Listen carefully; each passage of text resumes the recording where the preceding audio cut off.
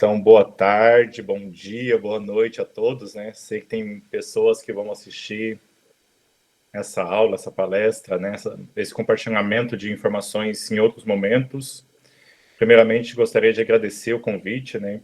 A professora Karina, de poder compartilhar um pouquinho desse conhecimento com vocês, né? Agradecer a Fabiana por todo o contato que ela teve comigo, né? Desde o contato inicial, de marcar as datas, né? Pedir desculpas também pelos transtornos aí das datas e também de antemão já peço, né, desculpas se ouvirem algum ruído, algum barulho, é porque tem um prédio sendo construído aqui na frente do meu prédio, então realmente atrapalha um pouco, mas por enquanto está tranquilo, então acredito que não teremos nenhum impedimento nesse sentido, né? Não vai prejudicar a audição de vocês e nem a minha fala. E Perfeito, nem o meu professor. raciocínio, né? Perfeito, professor. Bom, em nome do projeto PIBEX, né, do Observatório e Práticas de Formação Docente, a gente quer agradecer pelo teu aceite, por ter partilhado dessa ideia de estar conosco, né, durante 2 dias, para falar um pouquinho sobre ensino de história. E aí eu quero contextualizar também um pouco sobre como que surgiu essa temática, né? Então, Uhum, nós entramos em contato com várias escolas no município de Coari, interior do Amazonas. Estivemos presencialmente nessas escolas e fizemos o convite para que os professores pudessem participar do nosso projeto e se inscrever para assistir essas formações. E aí, como é que acontecia? A gente fazia um contato, né, com o gestor. Então, os meninos iam lá, né, no primeiro encontro, inclusive, eu consegui com eles. E aí, os professores preenchiam um formulário, né, online, indicando quais eram as temáticas que eles queriam que fossem trabalhadas, as temáticas de interesse. E aí, a uhum. partir dessas temáticas de interesse, é que a gente selecionava, então, os palestrantes. E dentro daquilo que apareceu para nós, né, apareceu o ensino de história, né? Então a gente ficou muito feliz de poder contar contigo nesse momento, né? Principalmente porque você é um especialista nessa área, né? Então acho que você vai contribuir muito, né, com os professores, com os docentes do município, né? E principalmente com o projeto PIBEX. Então, fica à vontade, né? Podes usar o tempo que tu achares melhor. E depois a gente, né, pode fazer algumas questões para ti, conversar um pouquinho, né, no final da apresentação, tá bom? Perfeito, perfeito. Né? Então, a professora Karine já me apresentou um pouquinho, né? Meu nome está ali, né? Meu nome é Fabiano. Eu sou, né, graduado em Filosofia e Pedagogia, sou especialista em ensino de História e sou doutor em Educação pelo mesmo programa e a mesma orientadora da professora Karina. Né? O que eu vou trazer aqui um pouquinho são algumas reflexões, né, sobre o ensino de História na atualidade e também um pouquinho da minha prática, assim, né, daquilo que eu vivi, daquilo que eu sinto, do que é o ensino de História nos dias de hoje. Daí, se você já puder passar para o próximo slide, eu tentei ser bem didático, né, assim, nos slides e tentei deixar o máximo de informações possíveis para que depois as pessoas possam ouvir e também possam voltar e possam ler os slides, que eu acho que, assim, foi a maneira que eu encontrei de poder me comunicar melhor com vocês, certo?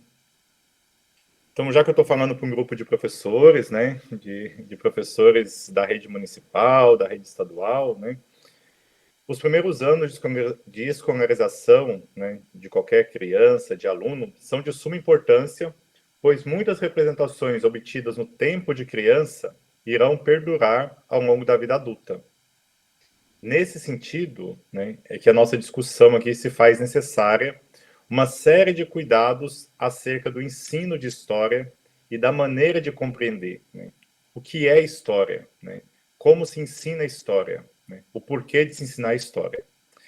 Então, a pergunta que marcará esse nosso encontro é: como a história pode contribuir no processo de ensino-aprendizagem? Pode passar, por favor, prof. Então, o ensino de história, ele não pode se resumir a uma narrativa de acontecimentos ocorridos no passado a serem memorizados pelos alunos, que é algo muito comum e que a gente encontra ainda hoje em muitos lugares, né, da educação no Brasil. Ou seja, a genealogia da nação, os grandes acontecimentos, as biografias de pessoas ilustres, a galeria de heróis, batalhas e datas, por si só, né, serem memorizadas, de nada adianta. Faz-se necessário hoje, né, no tempo presente, um trabalho para se pensar o que é história, identificar os pressupostos da produção desse conhecimento, que nunca é uma narrativa neutra, pois cada autor parte de uma determinada leitura do mundo. E aqui eu trago um pouco da minha própria experiência, né? Eu acabei de defender uma tese de doutorado no campo da educação, mas que tem muito de história, né? Porque eu trabalho a história das práticas educativas dos franciscanos no sul do Brasil, né? E é óbvio que eu pesquisei muitas fontes, fui atrás de muitas fontes, né? Obtive, né? A professora Karine estava na minha banca, né? Então eu obtive muitas fotografias, mas na minha tese tem muito de mim, né? Porque eu escrevi a tese, eu sou o autor da tese, eu escrevi uma parte da história dos franciscanos no sul do Brasil e, querendo ou não, por mais isento que eu tentei ser, né, por mais científico que eu tentei ser, aquela história que eu escrevi, a minha tese, ela carrega um pouco de mim, ela carrega um pouco do autor. Toda a história carrega um pouco do autor e carrega uma determinada leitura do mundo, né? A minha tese carrega a leitura que eu faço dos franciscanos. Se outra pessoa pegar os mesmos textos que eu, as mesmas fontes, as mesmas fotografias e for escrever sobre o mesmo tema, talvez ela irá escrever uma história talvez totalmente diferente, né? Porque será um outro autor e a pessoa também tem uma outra leitura do mundo. Pode ir para o próximo, prof. Então, a história, ela precisa fazer sentido na vida dos estudantes e na vida dos professores. E isso só acontece quando nós passamos a compreender que a história é produzida e que os acontecimentos não estão na ordem do natural. Toda a história é produzida por alguém. Na minha tese, eu usei bastante, estudei bastante um filósofo chamado Walter Benjamin, né, que viveu no final do século XIX, começo do século XX, e ele escreveu algumas teses sobre o conceito de história. E na tese número 7, sobre o conceito de história, ele é categórico em afirmar que a história que nos é repassada, a história que nos é ensinada até hoje, é a história dos vencedores. Porém, ela é uma história parcial. E que nós precisamos, enquanto professores de história, assumir a tarefa de escovar a história a contrapelo, né? O que é escovar a história a contrapelo, né? É ver as minúcias, né? É perceber outras histórias dentro daquelas histórias. Perceber que uma história ela contém outros personagens, né? Perceber que a história que nos é relatada, ela foi escrita e foi construída por alguém. E geralmente, né, o que nós temos hoje é que esse alguém que escreve a história que chega até nós, é a história dos vencedores. Nunca é a história dos vencidos. Próximo slide, professor. Então, desde o surgimento das universidades, lá no século XII, passando pela invenção da impressão tipográfica no século XV, com a invenção da prensa de Gutenberg, até o início do século XX, a história estava baseada em apenas reproduzir a história dos vencedores. E o professor, né, nós professores, éramos um mero transmissor do conhecimento produzido, enquanto os alunos se encarregavam de memorizar e de repetir os conteúdos. Pode ir para o próximo. Então, essa perspectiva reducionista e simplificadora, compreende a história tão somente como narração de acontecimentos ligados à história política e esquece uma dimensão dialética e seu caráter polissêmico. Né? A história é dialética, a história não é linear. Né? E a história também ela tem um caráter polissêmico, né? Ela tem muitos sentidos, ela não é única.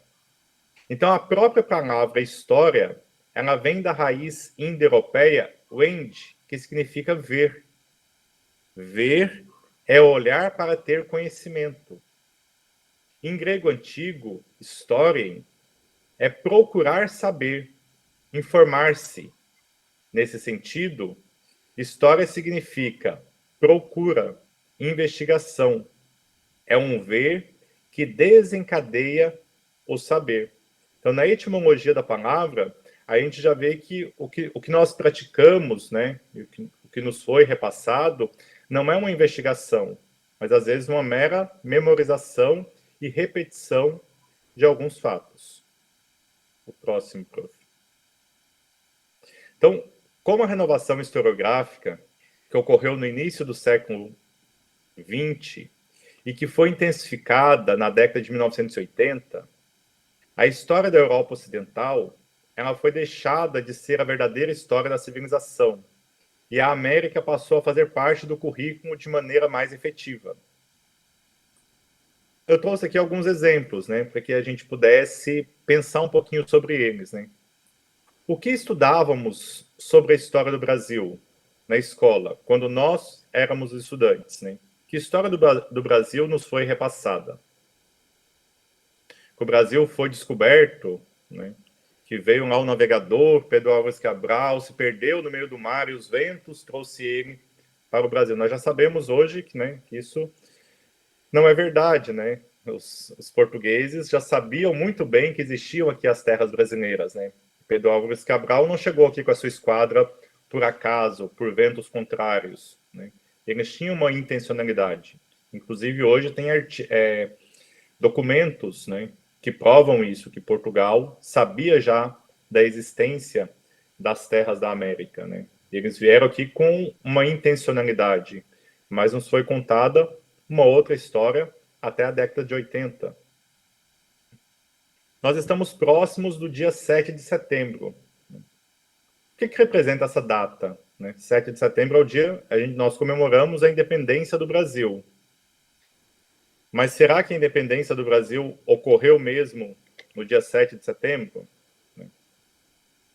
A gente percebe que a independência do Brasil ela começa antes, né? Nós também temos documentos sobre isso. Né? Nós temos documentos que a independência do Brasil ela começa na Bahia, né, em 19 de fevereiro de 22, né? E ela só vai terminar no dia 2 de junho de 1923, com a expulsão das tropas portuguesas aqui do Brasil. Né? Mas nós colocamos uma data, né, uma data que até é uma data cívica, um feriado nacional, 7 de setembro, como a independência do Brasil. Né? O que nos foi ensinado sobre os povos indígenas e os povos africanos? Né? Vocês estão aí no norte, né? Acho que vocês têm muito mais contatos do que nós aqui do sul com os povos indígenas, né? Mas o que nos foi ensinado sobre os povos indígenas na escola? Né? O que nos foi ensinado da questão histórica dos povos indígenas? O que nos foi ensinado da história dos povos africanos? Fica aí assim uma pulguinha atrás da orelha para a gente poder pensar e mais para frente vai vir algumas respostas. Né? Pode passar, professora, por favor. Então, muito, né, já temos superado, mas ainda há muitos resquícios de teorias e práticas presas em fórmulas prontas, em livros didáticos e em comemorações de datas cívicas, sem a construção de um pensamento crítico sobre os fatos narrados. Um exemplo que eu acabei de dar, o dia 7 de setembro. Ou o Dia do Índio, né, que agora recentemente foi mudado para o Dia dos Povos Indígenas. Outro perigo que ainda nos ronda no ensino de história é buscar seguir os fatos mais importantes, e principalmente aqueles relacionados à nossa Constituição de Nação, por meio de uma cronologia política, desconsiderando as descontinuidades, as rupturas e, principalmente, a existência dos povos originários.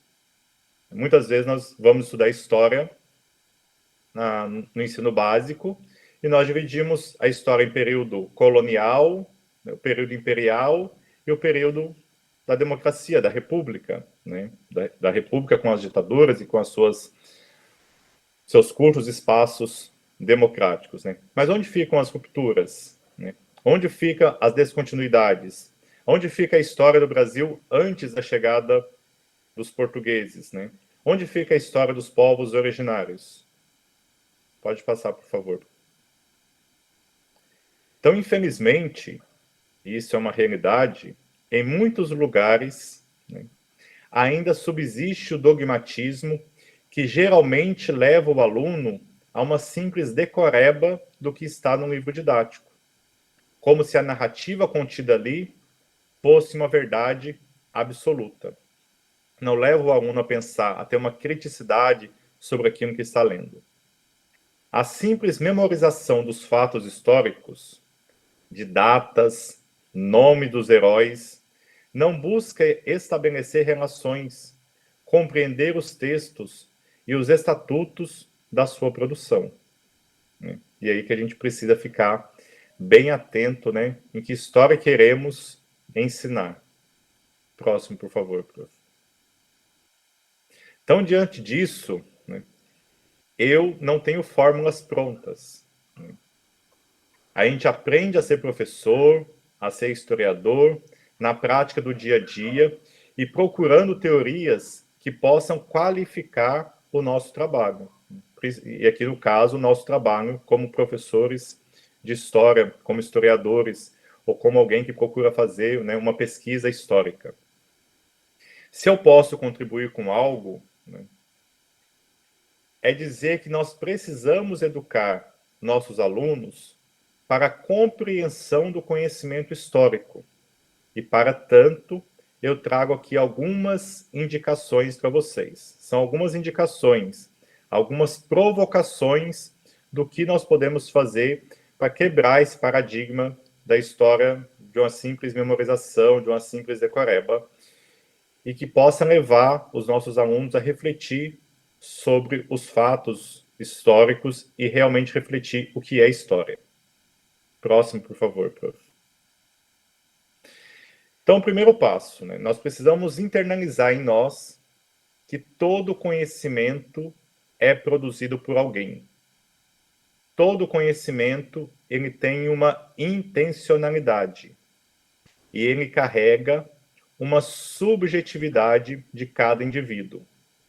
Portanto, o conhecimento histórico, ele é variável.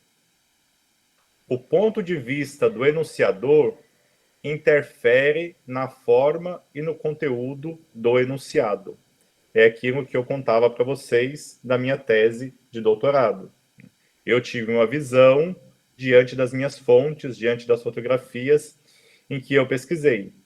Outras pessoas, se pegar as mesmas fontes, as mesmas fotografias, elas podem escrever, né, uma outra história a partir dos mesmos documentos, porque cada história tem um ponto de vista e a história, ela é variável, ela não é única.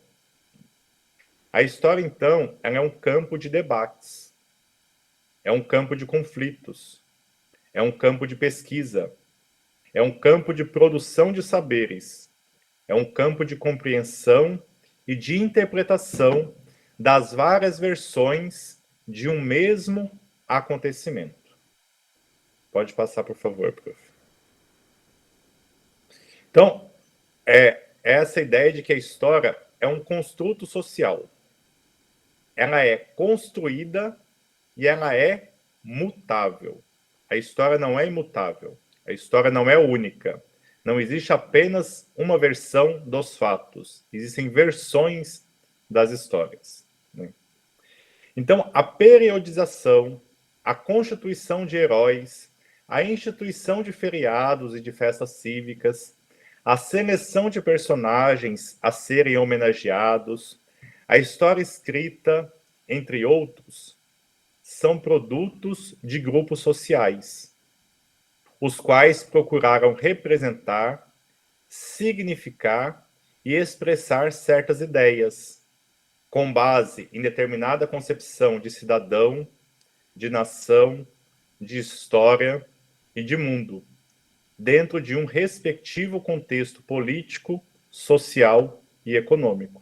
E o que nós percebemos da história do Brasil, né, ela foi produzida por uma elite branca, né, que conta apenas, né, uma parte da história do nosso país, deixando, né, muitas coisas sem serem contadas, principalmente sobre os nossos povos originários, né? Basta a gente ver que nós temos a Academia Brasileira de Letras com mais de 100 anos, e somente esse ano nós ganhamos o primeiro historiador, o primeiro escritor indígena, que é o Ayrton Krenak. Até então, era uma academia majoritariamente de homens da elite e brancos, né? Ainda temos muito que lutar para a inclusão de mulheres e a inclusão também das minorias. Pode passar, por favor, prof. Então, portanto, né, educar para a compreensão da história significa promover uma série de atividades que permita a compreensão da diversidade de formas de vida em localidades e épocas diferentes, para a compreensão de que o conhecimento é mutável, que há situações que mudam e outras que permanecem ao longo do tempo. Pode passar, prof. Portanto, ensinar história consiste num processo de construção do conhecimento, o qual requer pesquisas mediadas pelo professor. Tais pesquisas possibilitarão diferentes leituras do mundo, de documentos diversos, dentro ou fora da sala de aula. É a partir de investigações em nível micro que se começa a se levantar questões que podem abranger também o nível macro, no movimento do próximo para o distante. Isso ajuda muito, principalmente as crianças dos anos iniciais, né? A gente começar a ensinar história perguntando coisas do seu dia a dia, né? E aí a gente vai retrocedendo no tempo até chegar num tempo bem distante e assim nós possamos construir a história junto com os nossos alunos. Pode passar para o próximo, prof. Então, também é possível trabalhar com noções e conceitos da disciplina de História, pensado pela Escola dos Análises, que foi um movimento fundado pelos historiadores Marc Bloch e Lucien Febvre, em 1929, que contribuiu sobremaneira na constituição de um novo modelo de historiografia, no qual esses historiadores eles defendem uma maior reflexão na construção da história, considerando o ser humano, a sociedade e o tempo. E assim, eles inauguram a noção de história como problema. A lógica de seu método regressivo é a compreensão de que temas do presente condicionam o retorno ao passado. E aqui também eu vou deixar uma pergunta no ar, né, para vocês pensarem, né? O que do presente hoje, né, nos condiciona a um retorno do passado? Um tema que está bem presente, se a gente for falar hoje, por exemplo, no racismo estrutural, né? De onde vem o racismo estrutural que vive o nosso país? Da escravidão dos povos africanos, né? Então, às vezes, de perguntas do presente, né, se a gente for trabalhar coisas do presente, o racismo estrutural, nós chegamos num tempo, né, bem regresso, em que nós possamos trabalhar o que foi a vinda dos africanos para o Brasil e todo o processo que eles sofreram de escravização. Pode passar, por favor. Então, essa metodologia da escola dos análises, de problematizar, ela permite desencadear um processo em que os alunos vão aprendendo a construir o conhecimento, a pesquisar e a formular perguntas e não se limitem a responder questões memorizadas e decoradas. Vão fazer eles entendendo, né, a partir de questões, a partir de perguntas, vão fazendo eles entenderem a história sem precisar ficar decorando datas, nomes, localidades. Problematizando as questões históricas com perguntas bem feitas, é possível levar os alunos a compreender que não são os grandes personagens que produzem história. É a história que constrói os grandes personagens. Os fatos históricos, eles são produzidos. E aqui, por exemplo, eu trouxe, né, como exemplos para a gente poder pensar também Duque de Caxias, né? Quem foi Duque de Caxias, né? O patrono do Exército Brasileiro devido à vitória do Brasil na Guerra do Paraguai. Mas Duque de Caxias foi um homem. A Guerra do Paraguai, ela recrutou mais de 123 mil homens. Só na Guerra do Paraguai morreram 60 mil brasileiros e somente um é homenageado. Ou seja, né, a história construiu Duque de Caxias. O próximo, por favor, professora. Diante de tudo que foi dito, há possibilidades de se ensinar história, deixando de lado essa visão conteudista, os discursos unívocos, generalistas, totalizantes e eurocêntricos. E devemos nos preocupar em como ensinar, e não somente no que ensinar. É na identificação dos problemas do presente, na relação estabelecida entre presente e passado, dos acontecimentos que as mudanças e permanências, transformações e rupturas, mais velho e mais novo, que a localização cronológica no tempo poderá ser melhor compreendido e assimilado pelos nossos alunos. Próximo, prof, por favor. Então, aqui eu trago algumas dicas, né, de como se trabalhar a história no ensino básico. E aí, eu trouxe aqui 10, eu acho que são... Pode passar o próximo também, por favor, professora. Então, são 11, né, eu trouxe 11 dicas de como trabalhar história no ensino básico. Pode voltar lá no primeiro, prof. Então, eu trouxe aqui, por exemplo, a utilização de imagens, né? Como que eu posso trabalhar a utilização de imagens para trabalhar a história no ensino básico, né?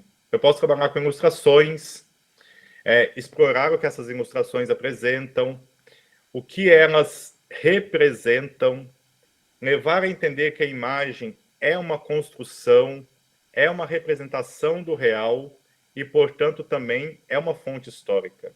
As imagens são fontes históricas, né? As fotografias, os quadros, uma charge, elas são fontes históricas que estão disponíveis, que eu posso trabalhar na sala de aula. O segundo ponto, né, que eu posso trabalhar na sala de aula, construções de linha do tempo, né? Essas construções da linha do tempo, isso eu falo da minha prática, né? Todas essas dicas, assim, um pouco da minha prática do ensino de história. Construções da linha do tempo, elas precisam ser feitas em sala de aula junto com o professor, né? Porque elas precisam de mediações, né? Daquilo que vem antes, daquilo que vem depois, né? Eu posso começar com a data de nascimento de cada aluno, né? E o que aconteceu antes deles nascerem, o que aconteceu depois, né? E aí a gente vai voltando, né? A gente vai regressando no tempo, até um tempo em que eles não tinham nascido, até um tempo que os pais deles não tinham nascido, até um tempo, talvez, que o país não estava constituído, e assim nós vamos trabalhando questões históricas, né? Eu posso trabalhar com artefatos, marcadores de tempo, né?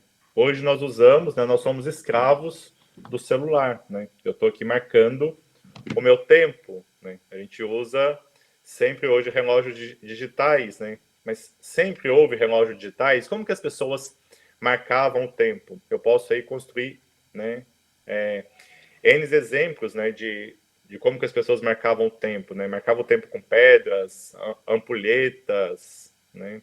Relógios,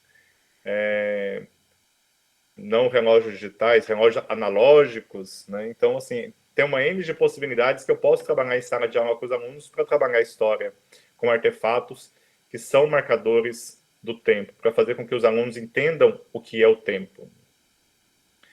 Uma outra dica que é super interessante para trabalhar a história no ensino básico, né, é a ida a museus. Né? Vocês que estão aí no norte, eu, assim, é ingenuidade minha, mas eu acredito que talvez vocês tenham mais contatos com comunidades indígenas, né? Aqui no município que eu moro, nós temos uma comunidade indígena que a gente sempre leva os nossos alunos, mas é muito difícil porque, né, de toda a região da Grande Florianópolis, nós temos 2 comunidades indígenas, né?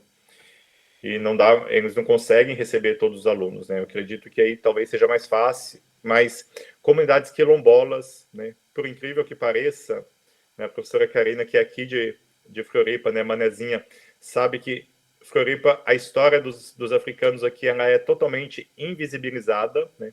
Não se fala de africanos em Santa Catarina, não se fala de africanos em Florianópolis, não se fala de escravidão, de escravizados, e Florianópolis tem um quilombo, né? Florianópolis teve escravos, né?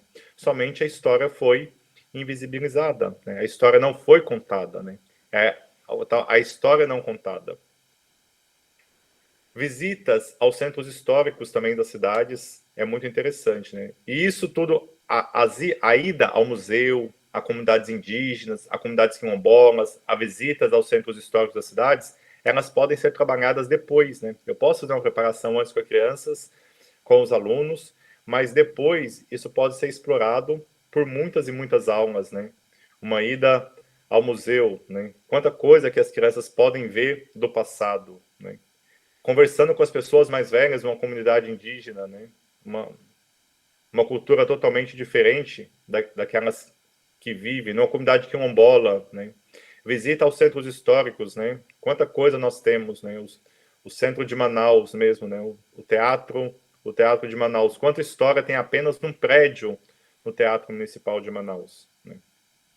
Podemos trabalhar com livros didáticos, né? Mas a ideia é nunca trabalhar somente com um livro didático, né? É sempre importante a gente comparar os livros didáticos, ver as informações que estão nos livros didáticos, né? Para que não se caia naquele erro de trabalhar apenas um lado apenas da história, né? E trabalhar apenas com a memorização de alguns fatos que talvez alguns governantes querem que nós internalizemos, né? Que o livro didático também tem muito de política, né? A gente viu o que foi nos 4 anos passados, o que vinham nos livros didáticos e a diferença dos livros didáticos que estão vindo agora. Então, há toda uma relação, mas é muito importante trabalhar com todos, né?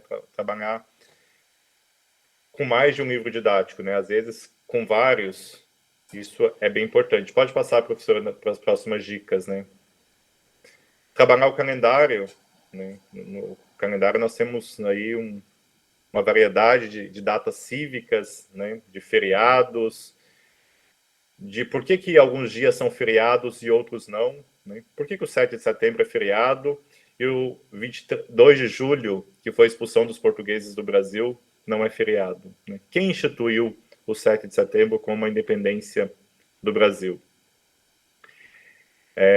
Falando nessa questão da independência do Brasil, é impressionante. Eu tive a possibilidade, né, assim, e o privilégio de ir a São Paulo há uns dias atrás e fui visitar o Museu do Ipiranga. Eu já morei em São Paulo, o tempo todo que eu morei em São Paulo, o Museu do Ipiranga estava fechado. E agora eu tive a oportunidade de visitar, e lá no Museu do Ipiranga tem o famoso quadro do Pedro Américo da independência do Brasil, né? E a gente percebe um quadro que foi feito 66 anos após a independência do Brasil. E ali a gente percebe claramente como a história é um construto social, como a história ela é construída e como a história é contada da maneira que os vencedores querem que nós a entendemos, né? E só olhando o quadro do Pedro Américo, não dá para a gente entender muita coisa, né? O povo quase não aparece, né? Aparece Dom Pedro em cima de um cavalo, e a gente sabe que um cavalo, naquelas condições, naquela época, em 1822, não aguentaria uma viagem de São Paulo ao Rio de Janeiro. Então, a primeira coisa, Dom Pedro não estava em cima de um cavalo, né? Não tinha toda aquela tropa, o povo não estava presente na independência do Brasil, mas é a história que quiseram nos passar através de um quadro que está lá imortalizado, né? Mas que nos leva a muitas reflexões, né? O próximo passo ali, o número 7, né? A próxima dica que talvez eu possa dar, né? Contar e escrever histórias, né? Não tem jeito mais lindo de ensinar história do que fazer com que as crianças, os alunos, conte suas histórias e escrevam as suas histórias, né?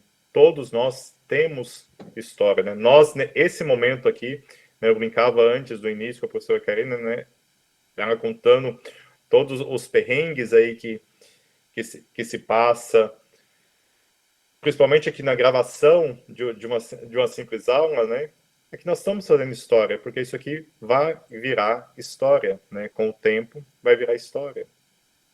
Então, contar e escrever histórias, isso é muito importante, né? Isso aguça a imaginação das crianças, dos alunos, né? E eu posso trabalhar tanto o tempo passado quanto o tempo presente, né? Trabalhar com filmes é extremamente importante, mas o que é mais importante que, né, poucos de nós, professores, fazemos é trabalhar um filme até o final e deixar passar no final a lista, né, aquela lista que vem no final dos filmes, dos nomes das pessoas que participaram na construção do filme. O filme é uma construção, né? Ele é um construto social, né? Alguém participou da construção dele, alguém quis contar aquela história. Por que quis contar a história daquela forma, né? Então, isso é importante. A dica número 9, né? Pesquisas, né? É importante, né? Hoje, com a facilidade das redes sociais, da internet, a gente faz pouca pesquisa, né? Eu sou do tempo ainda que a professora de história pediu uma pesquisa, a gente tinha que ir para a biblioteca municipal, sentar, pedir um livro para a bibliotecária e ficar transcrevendo isso, né? Hoje, em poucos cliques, você tem um monte de informações. Isso é ruim? Não, né? Mas é preciso trabalhar com as crianças quais são as fontes que elas pesquisam, né? Aonde elas vão buscar essas informações, né? Que a gente abre qualquer tema que eu jogo, abre no Google, Wikipédia, né? Será que tem uma validade científica as informações que estão ali? Então, cabe a nós essa orientação das pesquisas, né? Trabalhar com os textos, com documentos escritos, né? Eu posso trabalhar com a certidão de nascimento, certidão de casamento, certidão de óbito, escrituras, né? Tudo isso são documentos históricos, né? E por último, né, que também assim, abre um leque para se trabalhar a história, é com a literatura, né? A literatura, né, se você lê um Guimarães Rosa, né, tá lotado de histórias, né, de um tempo passado, de perspectivas e de visões de mundo, né, que vai ajudar a pessoa a criar um pensamento crítico e a ler depois, e a estudar depois, e a ver depois o que é realmente história, né, a fazer uma seleção do que é história, do que faz sentido ou não para a vida dela. Pode passar mais um, professora? Então, aqui eu trouxe uma provocação, né, para a gente já finalizar essa reflexão de hoje, que eu acho que são assim muitas ideias, né? Uma chuva de ideias na nossa cabeça, mas eu trouxe aqui uma provocação do Walter Benjamin, né, que é um autor que eu estudei bastante, em que ele diz assim, né, que a história é objeto de uma construção, cujo lugar não é o tempo homogêneo e vazio, mas o preenchido de tempos de agora. O que isso quer nos dizer? Né? Uma frase prática, né? Mas é uma frase extremamente rica, né?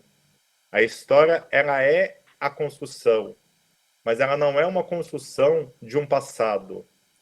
A história, ela se faz no presente.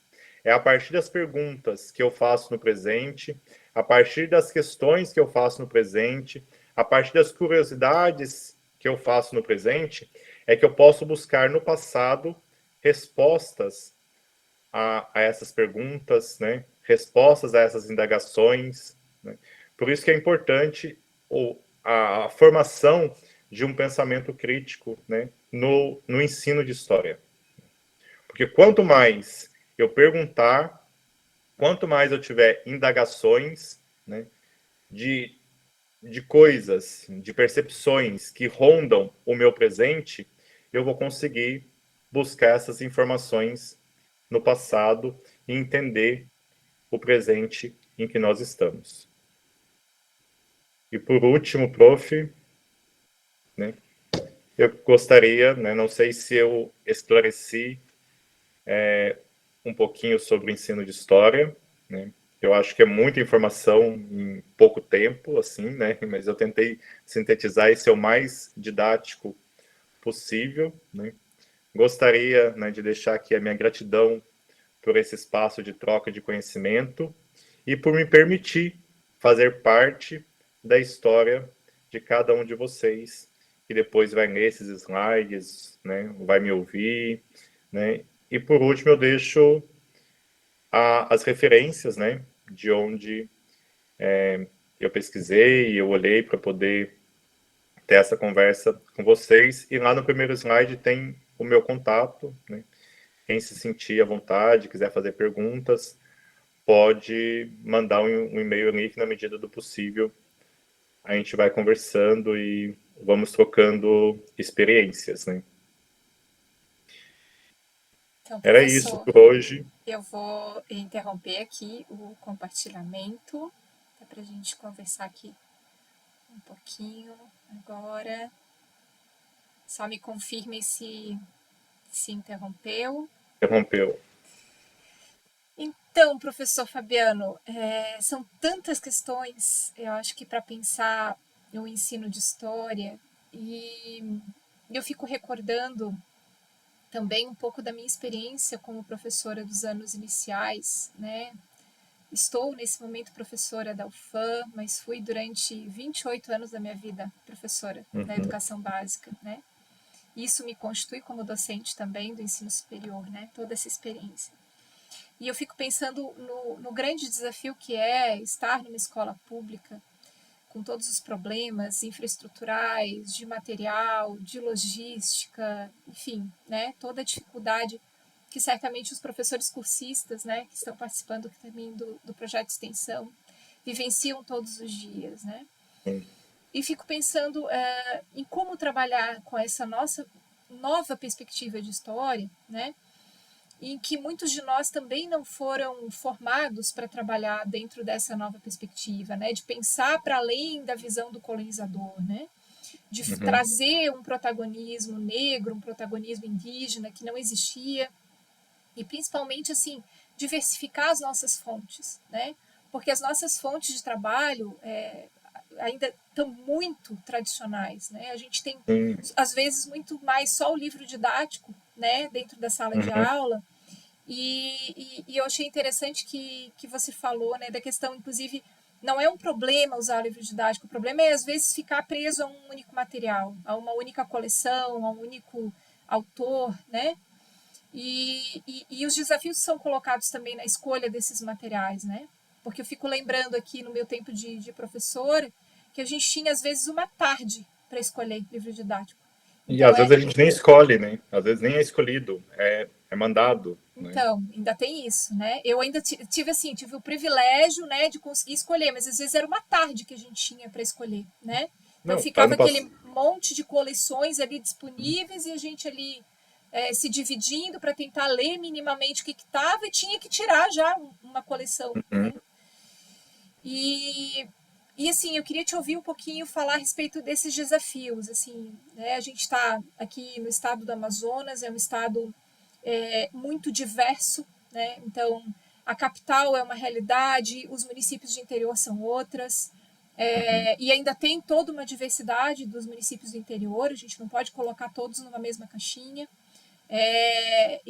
Assim, como fazer, né, essa melhor seleção de fontes para trabalhar, e principalmente considerando, né, essa dificuldade que muitos professores devem encontrar e de fazer essa melhor seleção, de trabalhar com essa nova perspectiva de história, sendo que eles tiveram uma formação docente muito tradicional, né? Muito cheia de decorebas, né? Uhum. Só a visão do colonizador, né? Um apagamento do protagonismo negro indígena. Então, eu queria te ouvir falar um pouquinho a respeito disso também para nós. Então, professor, é difícil, né? Porque a gente não temos fórmulas para isso. E é um desafio gigante, assim, né? Eu digo por mim mesmo, eu trago a minha prática, mesmo como professor de história, né? Porque eu também fui formado dentro dessa visão, né? Da história dos vencedores, né? Da escola, da história de quem nos colonizou, né? E é preciso, né? Eu coloco ali um pouquinho nos slides, assim, que é preciso, né, na minha fala, nós buscarmos, né, por conta própria, assim, a gente precisa se despertar, isso é um trabalho de formiguinha, né, por isso que eu acho muito importante, né, esse debate, essa conversa que nós estamos tendo, né, que vai abranger, né, outras pessoas, outros professores, né, e que eu acho que é uma sementinha, assim, uma pulguinha que a gente está plantando ali, né, atrás da orelha de cada um, de poder buscar novas perspectivas, né, buscar autores, né, buscar novas teorias, né, porque realmente, assim, não é isso que o Estado quer de nós, né, não é isso que nós aprendemos, né, mas a realidade de hoje, ela nos pede isso, né. Eu sei o quanto é difícil trabalhar com livro didático, assim, eu já trabalhei em redes privadas em que o livro didático era despejado, né? A gente não tinha poder de escolha, é um livro didático, você tinha que trabalhar o livro didático da primeira à última página, porque os pais cobravam, né? Os pais estavam pagando e você tinha que trabalhar da primeira à última página. Você concordando ou não com aquele conteúdo, você tinha que trabalhar, né? Aí se deixasse uma página em branco. Ano passado, eu tive o privilégio de ser professor do colégio de aplicação, nós não tivemos possibilidade de escolha de livros, né? Simplesmente o Estado falou, ó, sobraram esses livros e deixaram lá pra gente. Assim, os livros não tinham condições de serem usados, né? Nós deixamos os livros no armário e criamos, né? Foi assim, uma loucura, nós criamos um material próprio, né? Então, diante de tantas realidades, né? O mais importante né, o professor ir aos poucos, né, descobrindo que existem outras formas do ensino de história e que é preciso a gente ir dando não é a palavra oportunidades, mas né, é preciso a gente ir descobrindo outras histórias dentro da história que nos foi ensinada, dentro da história que nos foi contada, né? É preciso a gente ir descobrindo a história não contada, né? Por isso que a gente não precisa ficar preso a um livro didático. O livro didático também não é um problema, né? Eu posso trabalhar com livro didático, como você mesmo disse, mas com variações, né? Mas eu trouxe ali aquela listinha de 11 dicas, né? Que, assim, são possibilidades que eu posso utilizar na sala de aula, em qualquer ambiente, com qualquer material, né? Para fazer com que os alunos pensem diferentes, né? Que os alunos não sigam o que a história tradicional que nos está sendo empurrada a goela abaixo, né? E nós temos a possibilidade de viver num mundo em que, né, está começando, né, o protagonismo de outras histórias, né? Onde as minorias estão lutando pelos seus direitos, né? Onde os povos indígenas estão gritando, olha, eu estou aqui, né? Eu estava aqui antes e nós temos a nossa história, né? Nós somos um país majoritariamente de negros, né? E a história dos negros não é contada. E quando é contada, é uma história estereotipada, né? Então, assim, os desafios, eles são gigantes, né? Não teria, assim, uma resposta, né, de como poder ajudar, né, cada professor em cada localidade. Eu acho que a gente pode trocar aí informações, né? Trocar meios de trabalhos, né? E eu acho que, né, é isso, assim, né, também trabalhar a nossa criatividade dentro daquele contexto que nós estamos, né? E não se contentar com aquilo que nos foi imposto, aquilo que nos foi ensinado, né? É preciso, né? O professor ele precisa ser um pesquisador, né? E aí hoje a gente, como eu disse, né, a gente tem os meios de comunicação que nos facilitam bastante, né, a questão da pesquisa. E nós temos aí muitos teóricos que podem nos ajudar, né? Eu deixei nas referências, né, pelo menos três, né? Mark Brock, Walter Benjamin, né? A nossa orientadora Clarissa Otto, né, com a História e Memória, que eu acho que são assim pontinhos de luzes, né? Eu acho que assim na minha fala hoje eu não trouxe muita novidade, nem, né, talvez esclareci tudo, mas eu acho que a intenção era deixar, sabe, plantar dúvida, né? Plantar que existe outras possibilidades, né? E aí no nosso próximo diálogo a gente pode pensar um pouquinho mais assim nessas possibilidades práticas, né? Como que eu posso agir mesmo? Como que eu posso fazer uma aula para ensinar tal conteúdo para as crianças de tal forma, né? Então eu acho que no nosso próximo encontro eu posso selecionar, né, aquelas dicas, né, e preparar de uma forma mais didática, assim, como utilizar cada elemento que não seja difícil diante das realidades, porque eu sei o que é a realidade da escola pública, né? Estou como professor da rede pública, né? Sei o quanto nos falta de material, de base, né? Nos falta quase tudo, né? Mas nós somos guerreiros, né? Nós somos construtores da história, né? Nós queremos então deixar uma outra visão da história para essa geração que está vindo. Acho que é um Acho que pouco isso. Não sei, acho que eu não sei, não consegui te responder, não consegui eu dar acho dicas que assim, não, mas, eu acho que assim, a ideia realmente não é nem responder, a gente né? dialogar e colocar mais questões ainda, né? Mas eu ainda acho que o ensino de história ele tem como uma, não sei se uma peculiaridade ou uma característica, que é esse trabalho com fontes orais, né? Uhum, Fontes orais, fontes escritas. A gente tem a possibilidade de sair, né, em vários momentos, claro, né, dependendo da metodologia de trabalho do professor, mas a gente tem a possibilidade de sair de dentro da sala de aula, né, fazer aulas em outros espaços, né, utilizar diferentes fontes. Então, eu acho que tem também um lado muito bacana disso tudo, né? Não é uma disciplina tão engessada como matemática, por exemplo, sim. né? Como as próprias disciplinas das exatas, né? Que é algo que o professor fica um pouco mais restrito, né? Porque Embora é ele algo possa. exato, né? É algo Exato. exato. E é É, isso que assim, é o ponto que eu tentei bater hoje na tecla, né? A história, ela é mutável, né? A história, ela está aí para ser construída, né? A história não está pronta, né? A história não é que nos foi contada. Eu posso contar uma outra história, eu posso mudar essa história, né? A história do Brasil, ela tem que ser reescrita, né? O Brasil não foi descoberto pelos portugueses, né? então, e aí eu estava lembrando, né, que em algumas saídas de estudo, né, que eu fiz com os meus alunos, até pelo centro da cidade, né, visitando ali os pontos turísticos, né, muitos alunos relatavam, né, poxa, eu nunca tinha vindo aqui, ou eu não Uhum. sabia disso, só passava pela frente, né? Ou só passava pela frente da igreja, ou só passava pela frente do museu, nunca tinha entrado, não sabia o que tinha aqui dentro. Isso que eram, assim, moradores, às vezes, da cidade durante muitos anos, né? Então, também essa possibilidade da gente poder trazer para o nosso estudante outras realidades, ou mesmo conhecer de uma forma diferente o próprio espaço geográfico que eles ocupam, né? Uhum. Que é um espaço de história, né?